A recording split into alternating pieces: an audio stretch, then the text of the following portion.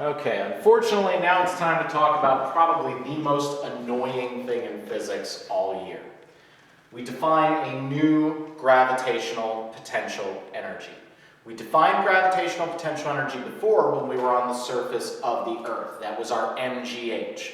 If you remember, when we first did that discussion, we talked about how you have to set a 0 point for gravitational potential energy. Okay? That 0 point is important because all gravitational potential energies are going to be measured from that 0 point.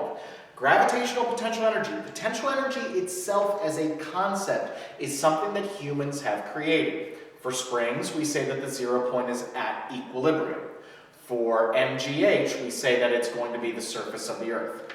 But now we're talking about gravitational potential energy between objects that are allowed to move.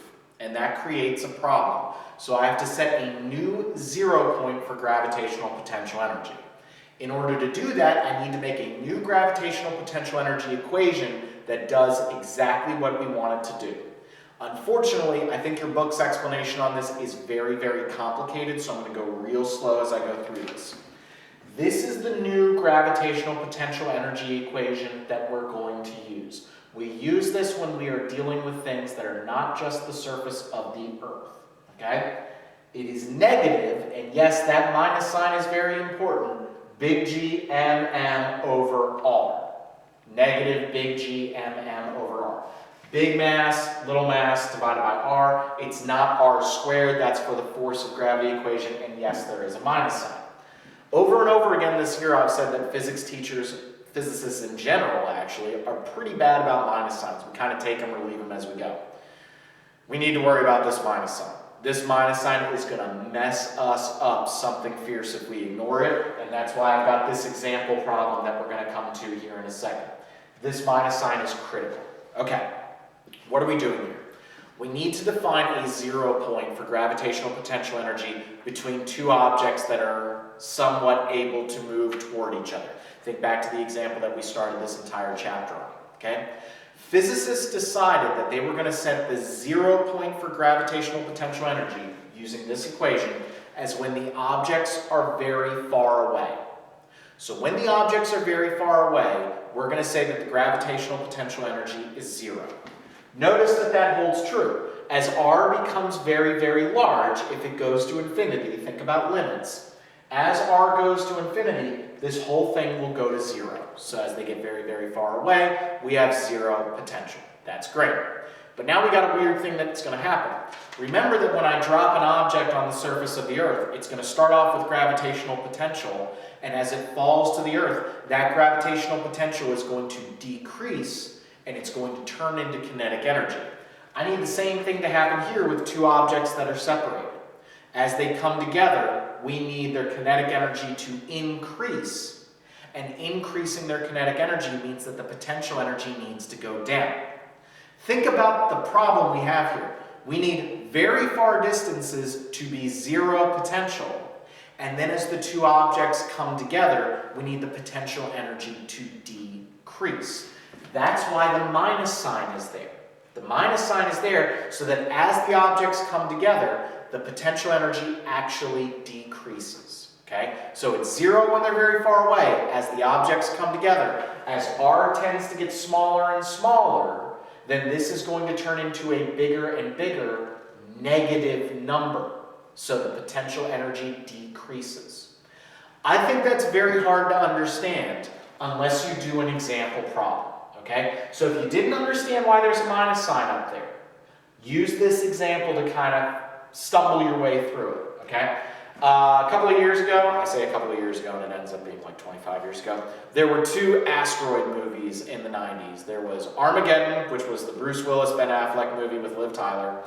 That was not a really great film, but my wife loves it, whatever. And then there was Deep Impact, which was Elijah Wood, Morgan Freeman, and that was maybe a little bit more science-y, whatever. The point is there were two asteroid movies, so we're going to use an asteroid example. We have an asteroid that is some distance away from the Earth. Let's say it's 5 Earth radii away with an initial velocity. And then it's going to come towards the Earth, and it's going to be 2 Earth radii away, and it's going to have a final velocity. Now the first question I'm going to ask you guys is, Is the velocity going to increase or decrease as the object comes closer to the Earth? If you think about an object being dropped toward the surface of the Earth, you should recognize that the object is going to speed up. So right away, we expect the final velocity of this object to increase. We expect the final velocity to increase, okay? Now watch what happens here. We're going to solve this sucker using energy conservation. So that means E initial is equal to E final, okay? We'll say that the mass of the object is little m. We'll use the mass of the Earth as big M, just to keep our numbers nice, okay?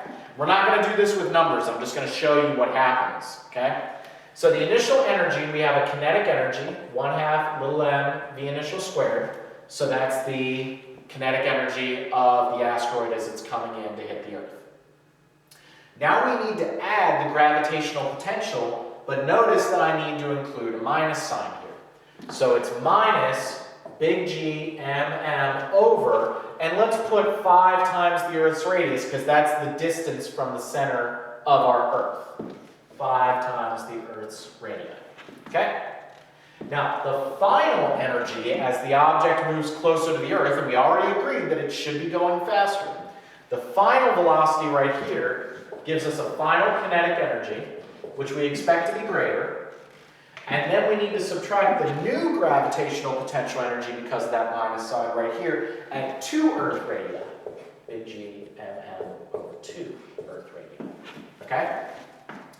Now let's try to solve for the final velocity right now. Okay? So we're going to keep the initial velocity over here, the initial squared. We're going to move over onto this side, big G m over 2 Earth radii. That now becomes positive. So I'm going to have plus big G m over 2 Earth radii. Subtract big G m over 5 Earth radii, and that's equal to 1/2 mv final squared. Now right now you should notice something. Okay? Right now you should notice something. I'm going to pull the big G m and Earth radii out so that now I just have coefficients in here in parentheses. So I'm going to have 1/2 m v initial squared plus big G m over the Earth radii, 1/2 over 1/5 is equal to 1/2 mv final squared. Okay, now we're going to pause here. I already assumed that v final is going to be bigger than v initial because I'm using the analogy that an object is dropping and it's going to increase in velocity as it goes down. Okay, that's the argument I'm using. Asteroid coming into Earth should be speeding up the same way that an object dropped on the surface of the Earth should also speed up as it gets closer to the Earth.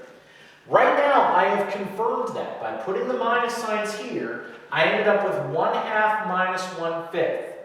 You guys should realize that 1/2 minus 1/5 is a positive number. So I've got the initial kinetic energy plus whatever this guy is, and it's going to be positive. So that's going to increase the final velocity. If I didn't include the minus signs there, I would now have 1/5 minus 1/2. Hopefully you guys see that. If I didn't include the minus signs here, I would have 1/5 minus 1/2. 1/5 minus 1/2 would be a negative number here, and so I would say that the velocity of the object decreased because I would be subtracting something from that initial kinetic energy.